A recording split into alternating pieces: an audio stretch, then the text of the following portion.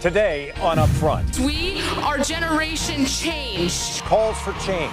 Wisconsin students say they're marching for their lives and greater school safety. Next on Upfront, Congressman Mark Pocan on his meeting with the survivors of the Parkland, Florida school massacre. Then top Republicans promise a change in the law on special elections. Assembly Speaker Robin Vos defends the move after a Dane County judge deals Republicans a blow. And how Russian Twitter trolls stoked racial divisions in Wisconsin. Covering the issues important to Wisconsin. This is Upfront with Mike Goucher. Hello again, everyone, and welcome to Upfront. Students and survivors of gun violence took to the streets again this weekend, demanding greater safety at schools and expanded gun laws. The March for Our Lives movement held demonstrations in Milwaukee, Madison, and at least half a dozen other Wisconsin cities yesterday. Students also marched in hundreds of cities across the country. The movement is an outgrowth of the Florida school shooting on Valentine's Day, which left 17 people dead.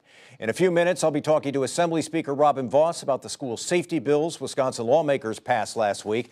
But we begin with Madison area Democratic Congressman Mark Pocan, who met with some survivors of the Parkland, Florida shooting on Friday. Congressman Pocan, thanks very much for being with us. And tell us about your conversation with the students. What did they have to say? Yeah, thanks, Mike. Thanks for having me. It was really powerful. We had not only students, but we had some of the parents, teachers, someone who lost their spouse in the shooting. And, it's an incredibly powerful message that they have because it's an incredibly authentic message. This isn't the NRA, a bunch of gun manufacturers trying to sell more guns and they don't really care what they get used for. This is people who've gone through something that when you go to school, you're expected at the end of the day to go back home. And they're telling very real personal stories of what happened in Parkland. And it's extremely powerful. And, Mike, I've been now in Congress. This is my 6th year. I've been in politics about 25. This is the first time I'm seeing, I think, real momentum on this issue because the very authentic voices of these high school students, I think, is strong enough to match up to the power that the NRA has. And they're exposing the NRA for what they are, about gun sales, plain and simple. It's not the average person in Wisconsin who has a handgun or a rifle for hunting. This is about people trying to just make money off of guns. And I think they're just really trying to understand why lawmakers are so afraid of a group like that. And so you're saying, Congressman, that you think there can be gun legislation passed by Congress as it's currently constituted? I'll tell you, you're seeing them try to at least figure out how to find legislation that could possibly work with both parties. But more importantly, I think you're seeing it become a political issue as well, that people are starting to say, if you're not going to change your ways and you won't change the laws, well, then we'll change the faces of those in Congress. So I see real, I think, lasting momentum with what's happening right now. And it wasn't just, the cities that had the rallies this weekend, Mike, but, Baraboo. I was talking to, I was up in Sauk County, and they had hundreds of students in Baraboo organizing around this issue. It's happening all over. And I think if our youth can really be those authentic voices, they're not afraid of the NRA or a gun lobbyist. They can tell those stories. It's leading us in a different direction than I've seen previously. And give me a brief example, Congressman, of something concrete you think could come from this new energy behind this issue. Well, I mean, at minimum, one of the easiest issues I think out there is fix the loophole about how you buy guns. If you go into a store, you have to have a background check. If you see an ad on Craigslist or somewhere else, you can meet someone in the parking lot of a grocery store with a bag of cash and get a gun.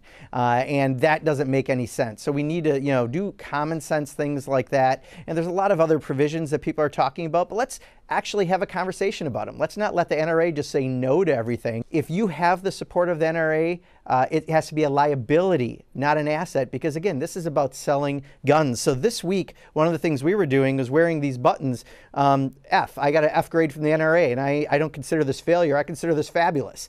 And we're trying to make sure that more people understand that the NRA is not about someone's right to have personal protection or a hunting rifle. It's about selling guns, especially of mass destruction, and it's making it so that you can't go to school in the morning and have to worry about whether or not you're going to be able to leave and get home at the end of the day. A couple of quick questions about events in the news. First of all, how concerned are you that Robert Mueller could be fired? And if he is fired, what happens then?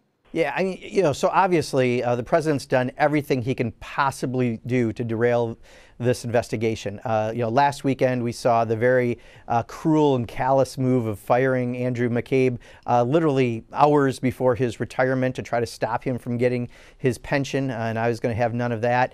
We've watched so many things that he's done to try to derail this investigation. Let it run its course. Most rank and file Republicans I talk to know that it has to run its course. I've been extremely disappointed, though, in Paul Ryan and Mitch McConnell, because we're a separate co-equal branch of government, and if they can't stand up to the president on something like this, they consider themselves to be junior White House staffers rather than the head of legislative bodies, then it's not providing a check and the balance in the system that we really need. You mentioned Andrew McCabe, the deputy FBI director who was fired last weekend by the president. You offered Andrew McCabe a job via Twitter.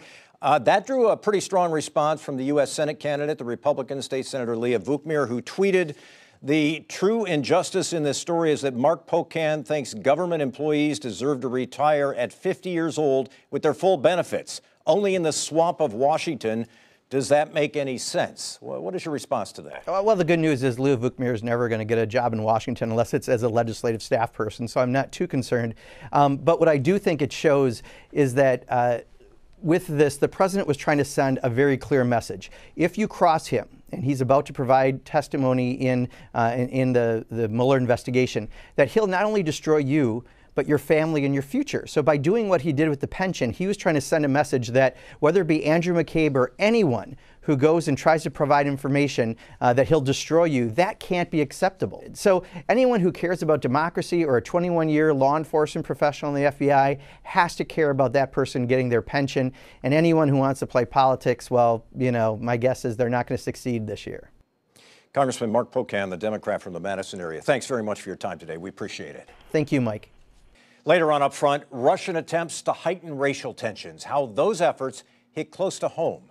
But first, a judge orders Governor Walker to call special elections for 2 open legislative seats. Assembly Speaker Robin Vos on why Republicans are responding with a pledge to change the law. Up Front with Mike Goucher, brought to you by the American Transmission Company.